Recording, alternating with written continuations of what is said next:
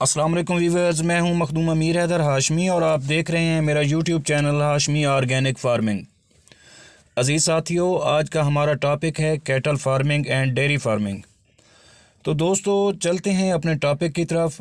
दोस्तों, आजकल dairy farming में भैंसों को निकाल कर गायों को रखा जा रहा है, जो कि अच्छी बात नहीं है। और कुछ डेयरी फार्मर्स ने तो बज़ाहिर अपने फार्म में भैंसें रखी हुई हैं ताकि लोगों को इल्म हो कि जहां भैंसों का दूध मिलता है, लेकिन हकीकत में वहां भी गायों का दूध नहीं मिलता,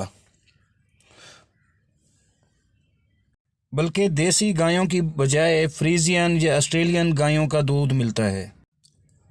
अब फार्मर हजरात जो भैंसों को निकाल कर गायों को फार्म में डाल रहे हैं, इससे डेयरी सेक्टर में भैंस मुकम्मल तौर पर बाहर हो जाएगी, जो कि भैंसों और भैंसों के शौकीन हजरात के लिए खुश आइंद बात नहीं है।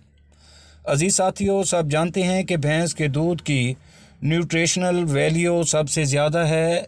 अपने कुदरती और बेहतरीन जायके और ज़बरदस्त फ़ैट लेवल की वजह से भैंस के दूध का कोई मुकाबिल नहीं। ये अपनी ग़िज़ाइयत और जायके और गुड कोलेस्ट्रोल की वजह से बच्चों, बड़ों और बुज़ुर्गों के लिए कुदरत का एक बेहतरीन तोहफ़ा है। इसलिए फार्मर हजरात को चाहिए कि वो लोगों को गाय और भैंस के दूध में फ़र्क और उनकी अफादियत से आगाह करें। लिहाजा जो शख्स अपने ख़ानदान और बच्चों के लिए ज़्यादा खसूसियात और ग़िज़ाइयत वाला दूध लेने का ख्वाहिशमंद होगा, वो इसकी कीमत भी इसके मेयार के मुताबिक अदा करेगा।